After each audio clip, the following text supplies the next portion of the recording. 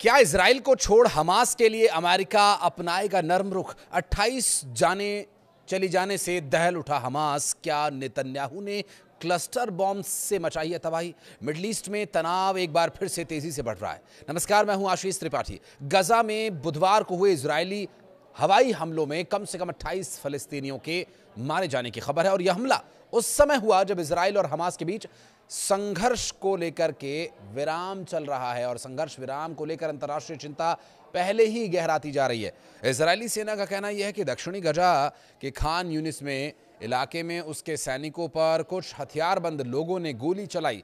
सेना के मुताबिक यही संघर्ष विराम उल्लंघन का कारण बना और जवाबी कार्रवाई में हमले किए गए। इजराइल ने दावा किया कि उसके किसी सैनिक को चोट नहीं आई। हमास ने इन दावों को खारिज करते हुए हमले को खतरनाक उकसावा बताया और कहा इजराइल अपने लगातार अपराधों को सही ठहराने की कोशिश कर रहा है। हमास ने अमेरिका से तुरंत हस्तक्षेप कर इजराइल पर दबाव बनाने की अपील की। यह घटना ऐसे समय में हुई जब संयुक्त राष्ट्र सुरक्षा परिषद हाल ही में अमेरिकी राष्ट्रपति डोनाल्ड ट्रंप की उस योजना का समर्थन कर चुकी है जो संघर्ष विराम से आगे बढ़कर स्थायी शांति और पुनर्निर्माण की रूपरेखा देती है।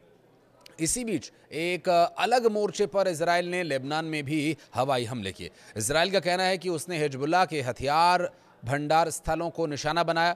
वहीं द गार्जियन की एक रिपोर्ट के मुताबिक दक्षिणी लेबनान में मिले धातु अवशेषों की जांच 6 हथियार विशेषज्ञों ने शुरू कर दी, जिसमें संकेत ये मिल रहे हैं कि या ये तो 2 नए प्रकार के क्लस्टर बॉम्ब हो सकते हैं या फिर ये अवशेषवादी जिनकी जो पाए गए टुकड़े हैं वादी बरगूज और वादी देईर सिरयान में पाए गए। अगर यही पुष्टि होती है तो 2006 के बाद पहली बार ऐसा होगा जब इजराइल पर क्लस्टर बॉम्ब के इस्तेमाल ऐसे प्रमाण सामने आए। उसके संबंध में विशेषज्ञों ने कहा कि टुकड़े 155 mm से लेकर M999 बारक इतान और 227 mm इतान जैसे गाइडेड मिसाइल्स के नए मॉडल्स के लगते हैं। क्लस्टर म्यूनिशन उन हथियारों को कहा जाता है जो हवा में या जमीन पर गिर करके कई छोटे बॉम्बलेट छोड़ते हैं और इन छोटे बॉम्ब में से लगभग 40% कई बार तुरंत नहीं फटते,